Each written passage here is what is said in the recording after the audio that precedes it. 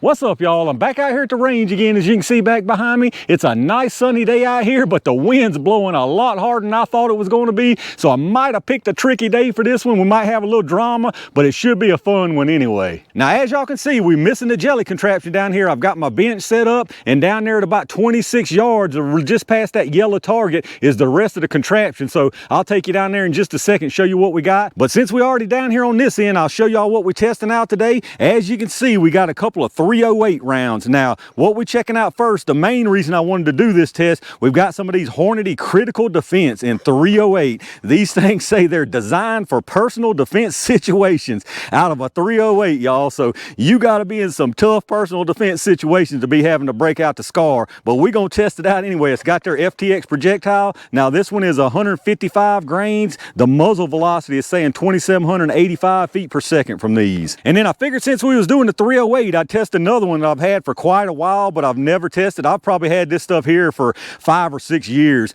It's the Speer Gold Dot in 308. This is the LE branded stuff. Now, these are 168 grain Gold Dot soft points. So as you can see there, I'm not sure if these are bonded. They don't really say anywhere. I would assume so, but we'll definitely find out here in just a little bit. Both of these rounds should be some pretty mean stuff, whatever they do. And I figured since we were working with defensive and duty type rounds, I may as well run them out of something that's basically purpose built for that kind of thing. The good old SCAR 17 or SCAR 8, SCAR Heavy, whichever one you want to call it, with the 16.25-inch barrel. Now down here on this end, like I say, we're about 26, probably more like 27-ish yards or so. As you can see, I got the rest of the contraption. We got the chrono and 2 blocks of gel. Now I've got the chrono set up like this just to give me a point of aim there, so I'll have less chance of blasting my chrono by accident. So we got the chrono there. And like I say, we got 2 blocks of gel. No testing at all done in these, so we'll get a really good picture of what goes on here. I'm not going to bother with the heavy clothing on the block this time, just because personally I don't think cloth is going to matter to a 308. That ain't going to make a bit of difference. And it was kind of tough deciding on the distance here. I picked this 26-ish yard or so. I didn't want to go super close because I mean it's a 308, and I didn't want to go real long because as a personal defense round, what they're calling it, I mean you can't justify going out but so far unless you're just in a crazy situation. But anyway, enough talking about it. Let me get back down there to the other end. Let's see what this stuff can do. All right, let's get some speeds on this stuff, y'all. I'm gonna do a 5-round average from each one of them. We're gonna start with this critical defense first. Obviously, I'm chronoing them out there. Like I say, 26 is probably more like 27 yards. So let's see what these things will do out there at a little bit of a distance for us. Hopefully, I've got my holdover right for being this close, and we don't have any drama down there, but who knows? I really can't see the numbers, so I should be able to see if I get a reading. Definitely got a reading. I think we should have got one there. Should have got a third one. I went high on that one. Should have got a fourth one. That should have been all 5. Decent little group down there, I think. Now, I'm not really trying for accuracy and grouping. I'm just running for that point of aim. But let's go down there and make sure we got all 5 and see what we got. All right, so we did get all 5 there, and the 5-round average was 2,436 feet per second. As y'all can see, decent little group there. Like I say, I wasn't really trying for grouping, but not too terrible anyway. But so far, so good. Let's go back down there and check out these gold dots. All right, y'all, let's check out these gold dots. Now, these are 13 grains heavier, so theoretically, they should be moving a little bit slower, but probably not a whole lot. Let's see what we get down there. Hopefully my luck stays good here.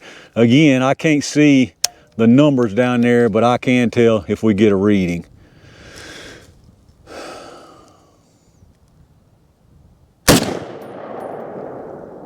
All right.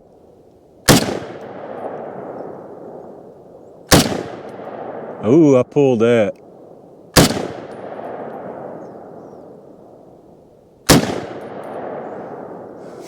Those are kind of Look like they're kind of all over the place. That could have been me. Like I say, I'm not really stable here, steady, trying to get groups, but let's go down there and check that velocity. There's a look at the group from the gold dots. It's those right there on the bottom that looks like a smiley face. One of those is a double, I'm assuming, one of these here, because these 5, those were definitely from the critical defense. So hitting a little lower. Now, as far as being spread right to left, that could have been me. Like I say, I'm not real steady, but I'm not really trying for groups right now anyway. All right, y'all, that time our 5-round average from those gold dots was 2,304 feet per second. And if you remember from those critical defense, it was 2436. So you're talking about 132 feet per second faster from those lighter critical defense. So what, 5%, something like that. So I don't think that's going to mean anything in the gel. Now, it does give a little energy. Obviously, numbers do matter. But as far as performance in the gel, I think both of these things are going to get it done. Let me get this stuff reset, and y'all know what time it is. All right, y'all, it's when you need to clap them from afar, you break out the SCAR jelly time. We'll put 1 round of each into the gel down there. We're gonna start with this critical defense first and see what she does. I've got a little pasty stuck down there, but this is still gonna be sketchy. I'm higher than my gel is, so I'm on a downward angle, so I'm gonna try to put it a little bit high in the block. Hopefully it works out like I want it here.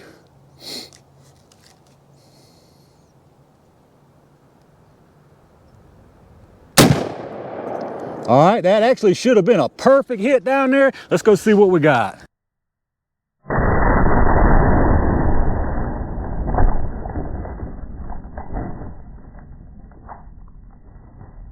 All right, y'all, that's looking fantastic down there. So let's see what this gold dot does.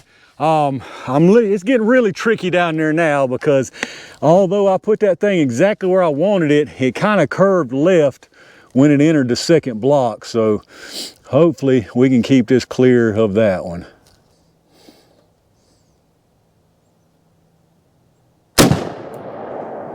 All right, that was exactly where I had my little marker. Let's make sure nothing came out and check out what we got.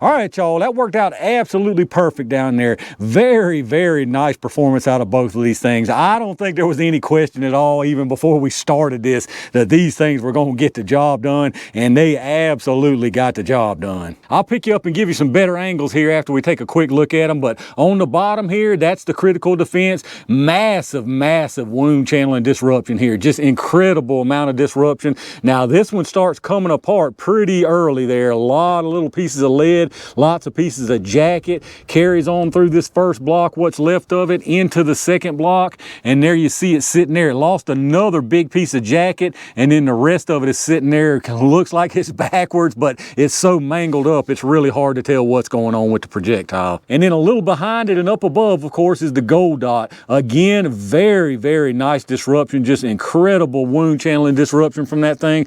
Carries on through here. Now, this one stays together for the most part. There's a couple of little bits of lead that I see, but other than that, carried all of that weight through here, and you can tell because there's a lot more disruption carried further. That disruption carries almost through this entire first block, goes into the second block, goes past that critical defense, and is sitting down here probably about 3/4 of the way through this second block here, and some very, very nice expansion from what I can tell. Now, as far as your penetration, they went on out here for sure. This critical defense is sitting at 21 inches, and then your gold dot here is sitting all the way out here at 26 inches. So massive penetration from both of these things. Now, here's you an overhead look that gives a better side-by-side. Critical defense here, gold dot there. As you can see, a little bigger area right here where this one went all to pieces and dumped all that material. But other than that, really similar. Now, a big difference also, once it dumps all that material and is left with not near as much, you can see the difference in the disruption from there on out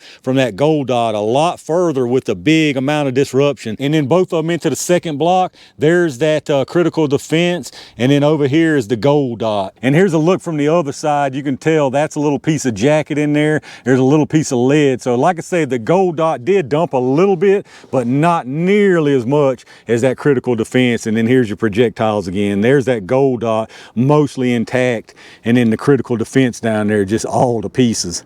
All right, let's check out these projectiles, y'all. So gold dot right here, critical defense right here. I mean, you can tell the story of what happened here. This gold dot kept most of its material here. Really, really nice looking expansion on that thing. And then the critical defense here, now it didn't do bad by any means, but a total different story here. This thing lost the majority of its material. There's no doubt about it. Just a little old piece of lead left there. It'll pop right out if I pulled it. I don't want to pull it until I get some measurements, but that lead will pop right out of that jacket there. So I don't know, as far as what the projectiles look like, I'm favoring this gold dot right here. But let's get us some measurements and see what we got there. So as far as the weight on it, this critical defense started at 155 and it is down to 82.8. So I mean, that thing lost a ton of material, almost half of its material. Now the gold dot here, it started at 168 and it's at 164.2. So a little tiny bit of material lost on that, but not a whole lot at all. Now, as far as the measurements here, I'll start with this gold dot. This thing is very, very irregular, so it's going to be kind of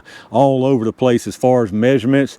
You got 456, 486, and 526. So some nice expansion on that one. Although, like I say, most of it's fragmentation. That's that frag expansion we talk about a lot. And then here on this gold dot, you got 655, 615, and 660. So some very, very nice expansion on that one right there. And there you have it, y'all. Critical defense versus gold dot in 308. I don't think there's any doubt that both of these things got the job done, but they did it in very different ways. This critical defense just came all to pieces. Now, this was the one that was actually labeled as personal defense, and one of the attributes was supposed to be decreased over penetration. And given the performance that we saw here, I would say it lives up to those claims because it definitely stopped short of the gold dot. Now, different weight, so that could have had a lot to do with it too. The gold dot, on the other hand, I mean, it kept most of its material. In my opinion, this is what I prefer. I prefer something that stays together like this. Now, that being said, 308 period is a little bit, you know, I don't know, questionable, I would say, for personal defense.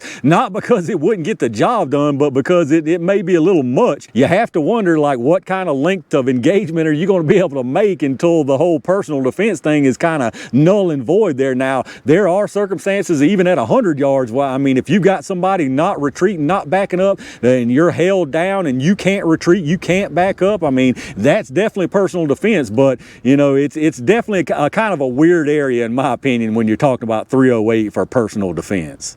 All right, y'all, I'm calling it right there for what I think was a very interesting 308 test. Like I said at the beginning, my main purpose for doing this test was to check out these critical defense in 308. I picked these up about a month or so ago, but after doing this test and seeing the performance from both of these, I personally prefer what I saw out of these gold dots. I liked that it kept a lot more material. Now, if you're worried about over penetration, that critical defense definitely has the edge. But that being said, if you're one that worries about over penetration, then even those are probably going to be more than what you would like to see. Now, personally, I'm not concerned about that, so I would have no problem using these for defense. But like I said, things could get tricky if you're trying to claim defense at any kind of distance. Now, 25, 26 yards, that's not too far-fetched at all, but once you get on out there with what a 308 can do, you're getting into kind of a little bit of a gray area, if you ask me. But let me know what y'all think about it. Do you think 308 is just a little too much for personal defense type use, or do you say the biggest, baddest thing you can get a hold of is what you need to be using? If y'all did enjoy the video, make sure you hit that thumbs up button, subscribe to the channel, and make sure your notifications are on so you don't miss anything when I upload it. Take a minute and check out those affiliate links in the video description. If you shop through Amazon, hit up my storefront link first. You'll go right through Amazon just like normal from there, and anything you buy after that, I get a kickback from them towards the channel. Same deal with those axle links. If you're looking for some really nice ear pro, check out those GS Extreme Pros. You'll save a lot of money going through those links instead of straight to their site. The wind's kicking up out here, starting to make it chilly on me, but I got a couple more things planned for today.